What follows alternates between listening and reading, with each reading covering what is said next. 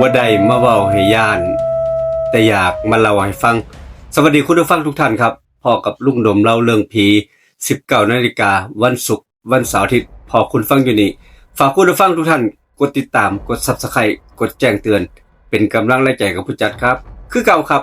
ลุงดมเป็นคนเล่าคุณผู้ฟังเป็นคนฟังกับเรื่องจริงเหตุการณ์จริงที่เกิดขึ้นอยู่หม้องนี้ครับนำคุณผู้ฟังทุกท่านไปฟังเรื่องราวที่เกิดขึ้นเล่าโดยลุงดมเล่าเรื่องผีครับมื้อนี้เป็นเรื่องลี้ลับจากปากไทบ้านเพิ่นเล่าให้ฟังแบบนี้ครับเป็นเรื่องจริงที่เกิดขึ้นเมื่อสมัยก่อนเป็นเรื่องที่เล่าต่อกันมาหลาย10ปีครับเกี่ยวกับเส้นทางขึ้นเขามรณะเส้นทางสายหนึ่งที่เชื่อมระหว่างอำเภอสมเด็จไปยังจังหวัดสกลนครครับกลางเว้นเบิ่งแล้วก็แค่ถนนคดเชี่ยวธรรมดาแต่พอตกกลางคืนหรือว่าเช้ามืดที่หมู่หันสิบ่เหมือนเดิมสิบ่คือเก่าหลายคนขับรถผ่านแล้วเว้าเสียงเดียวกันว่าเห็นคนบางครั้งก็มีคนมายืนอยู่เป็นต่อแถวกันเป็นแถวอยู่ข้างทางนั่นเองเพิ่นว่าบางคนเห็นคนใส่ชุดขาวบางก็เห็นคนแก่ผมยาวแล้วแต่คนสิเห็นครับอีกคนนึงก็บอกว่าเห็นคนยืนอยู่ข้อบิดไปมานั่นเองนั่งเรียงรายกันอยู่ข้างถนนทั้งที่สองข้างทางนั้นเป็นป่าทึบบ่มีบ้านคนบ่มีไฟฟ้าบ่มีร้านค้าในเวลานั้นตอนนั้นครับคืนนึงมื้อนี้ลุงโดมสิพาคุณผู้ฟังไปฟังเรื่องราวที่เกิดขึ้นเกี่ยวกับเรื่องนี้แหละครับเกี่ยวกับถนนเส้นหลักที่ใช้สัญจรระหว่างอำเภอสมเด็จไปจังหวัดสกลนครมีเหตุการณ์สำคัญเฮ็ดให้หลายคนบ่กล้าขับรถผ่านเส้นทางเส้นนี้ในยามกลางคืนอีกแล้วครับเส้นทางสายนี้แถวบ้านเพิ่นเอิ้นกันติดปากว่าทางขึ้นเขามรณะเวลานั้นครับบางคนก็เอิ้นว่าโค้งมรณะแล้วแต่แถวบ้านไผสิเอิ้น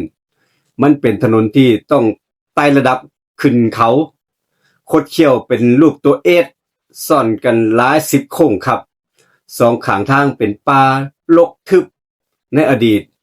บ่มีไฟถนนบ่มีสัญญาณโทรศัพท์ครับถ้ารถเสียกลางทางนั้นก็ต้องหมายถึงว่าบ่มีผู้ใดช่วยเหลือแล้วสัญจรไปมาก็ต้องรอรถโบกหรือว่ารอรถผ่านมาเท่านั้นโทรศัพท์ใช้บ่ได้ครับคนพื้นที่อยู่ในละแวกนั้นเพิ่นฮู้จักดีบ่จำเป็นอีหลีเพิ่นก็สิบ่ขับรถผ่านในช่วงตี 2ถึงตี 5หรือว่าในช่วงหัวค่ำเพิ่นว่าเพิ่นเชื่อว่าช่วงขึ้นเขาช่วงลงเขาหรือว่าช่วงกลางเขามันเปลี่ยวมันเป็นตาย้านคำว่าเขาในพื้นที่หม้องนี้บ่แม่นโจรครับเพิ่นว่าบ่ได้ย้านเขาบ่ได้ย้านโจรแต่ว่าหม้องนี้บ่ได้ย้านสัตว์ป่าแต่คือย้านสิ่งที่มองบ่เห็นเหลียวบ่เห็นนั่นเองย้อนกลับไปเมื่อราวๆ30-40 ปีก่อนสมัยที่ถนนยังแคบอยู่เลนสวนถนนก็แคบหลายทางก็บ่มีครับถนนก็ยังเป็นถนนลูกรังเป็นบางช่วงมีรถบัสโดยสารคันหนึ่งย้อนไปฟังเรื่องราวที่เกิดขึ้นคุณผู้ฟังรับส่งผู้โดยสารจากอำเภอสมเด็จมุ่งหน้าไปจังหวัดสกลนครนั่นล่ะสมัยนั้นตอนนั้นครับคืนนั้นฝนตกปล่อยหมอกลงจัดคนขับมาบอกภายหลังว่าหลังเหตุการณ์ครับมาบอกว่าเห็นคือคนยืนขวางถนนอยู่นั่นล่ะอยู่ตรงโค้งนึงไหมเขาหักพวงมาลัยหลบแล้วรถก็เสียหลักทั้งคันรถเสียหลักเสียบลงพุ่งลงตกลงเหวไปทั้งคันครับเสียงดังสนั่นหวั่นไหวไปทั้งหุบเขาคนในรถเสียชีวิตหลาย10ศพหลาย10ชีวิตบางศพก็กระเด็นออกมานอกรถ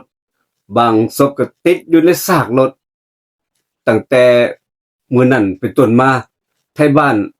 เริ่มเห็นคนนั่งอยู่ข้างทางตรงจุดที่รถตกเหวนั่นแหละครับลุงคำปั่นไทบ้านวัย60 ปีตอนนั้นเล่าให้ฟังว่าเมื่อหลาย10 ปีก่อน เขาขับรถมอเตอร์ไซค์เนี่ยกลับบ้านตอนตีสามเพิ่นเว้าแบบนี้ครับพอถึงทางโค้งหนึ่งไฟหน้ารถส่องไปเห็นผู้เฒ่าผมยาวนั่งพิงต้นไม้ใหญ่ใส่เสื้อขาวก้มหน้าคล้ายๆกำลังห้องไห้อยู่หม้องหันครับลุงคำปันเบรกรถกระทันหันตั้งใจสิถามว่ามาอยู่หม้องนี้มาเฮ็ดหยังดึกๆดื่นๆแบบนี้แต่พอจอดรถเท่านั้นแหละครับผู้เฒ่าคนนั้นหายไปต่อหน้าต่อตามองหันบ่มีทางเดินบ่ฮู้ว่าสิเดินหนีไปไสผู้เฒ่าคนนั้นหายไปเลยมีเพียงพุ่มไม้หรือหายไปในพุ่มไม้บ่แม่นนะบ่มีทางลงเหวใกล้ๆบ่มีบ้านคนอยู่ละแวกนั้นครับลุงกำปันเล่าให้ฟังแบบนี้ลุงกำปันคนลุกทั้งโตรีบสตาร์ทรถขับรถออกจากหมู่บ้านทันทีตั้งแต่มื้อนั้นเป็นต้นมาลุงคำปันบ่เคยใส่เส้นทางเส้นนี้ตอนกลางคืนนั่นเองนี่ก็เป็นเรื่องเล่าของลุงคำปันไทบ้านเล่าให้ฟังครับแล้วเรื่องเกิดขึ้นอีกกับกลุ่มวัยรุ่นกลุ่มหนึ่งคิดสิอยากว่าได้ยินแต่คนเว้าคนซาลองไปเบิ่งกันหน้าเฮาซุ่มวัยรุ่นคึกขนองมื้อนั้นเขาขับรถกระบะผ่านเส้นทางตอนนี้แหละช่วงนี้ช่วงตี3ตี4เนี่ยผู้ใดก็เว้าวัยรุ่นกลุ่มนี้อยากสิลองของซุ่มอยากลองดีพอถึงโค้งมรณะที่คนเขาเอิ้นโค้งมรณะนั่นล่ะรถคนที่ขับรถเห็นผู้ชาย 4-5 คนนั่งเรียงรายกันอยู่ข้างทางใส่เสื้อผ้าหลากสีบางคนก็ข้อบิดไปมาเหมือนกับคนข้อหักนั่นเองหนึ่งในนั้นหันมามองรถคันนั้นแล้วยิ้มกว้างๆผิดธรรมดาพร้อมกับเว้าเบาๆว่าจอดรถก่อนจอดรถก่อนสิฟ้าวไปไสท่าแน่คนขับรถกระบะคันนั้นวัยรุ่นคนนั้นครับตกใจเหยียบคันเร่งสุดชีวิต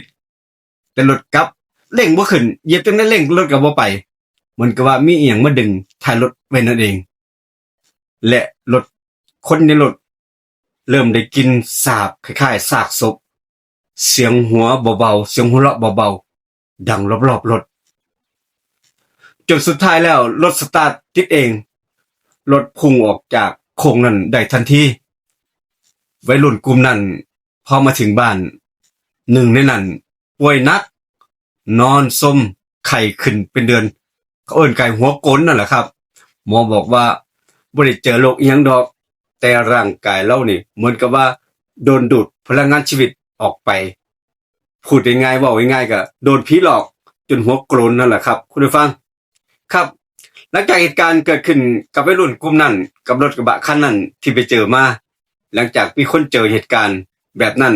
ซ้ำๆหลายครั้งผู้ใหญ่บ้านกับพระอยู่ในวัดอยู่บ่ไกลจากที่ว่าโค้งมรณะดอกครับ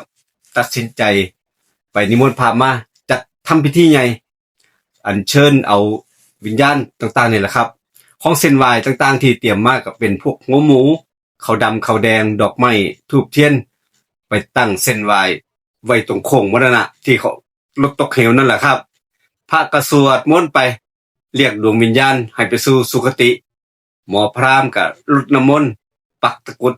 และฝังเหรียญยันไว้ใต้ดินคืนวันถัดมาวันต่อมาครับชาวบ้านบอกว่าได้ยินเสียงห้องไห้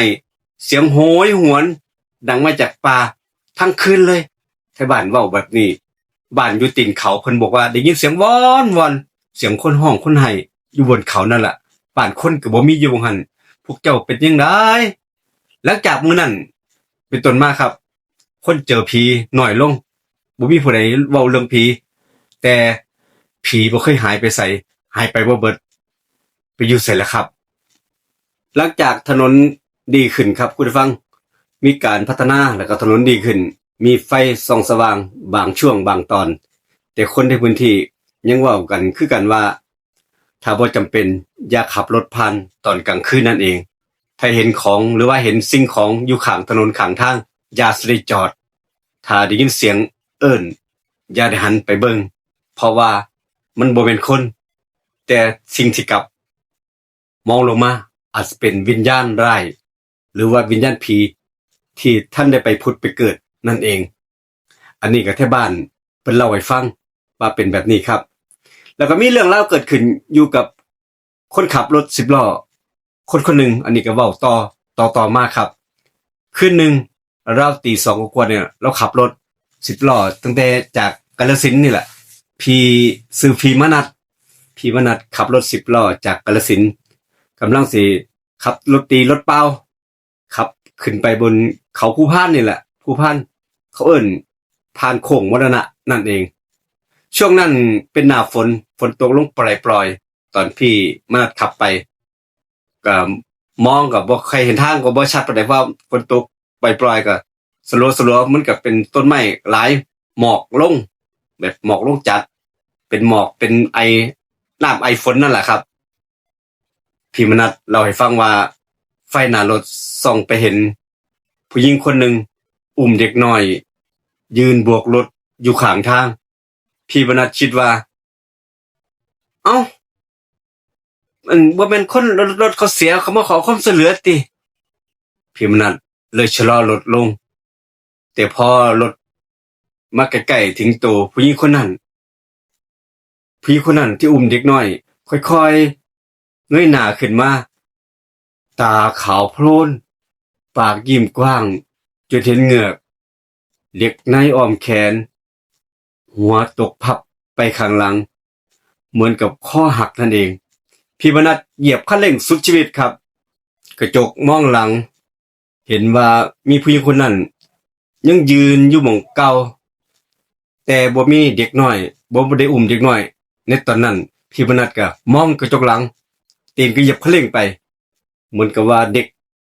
มานั่งอยู่บนฝากระโปรงรถของพี่มนัสแทนตอนนั้นพี่มนัสบอกว่าขับรถ10ล้อหัวยาวขึ้นเขารถตีรถเป้าเข้าไป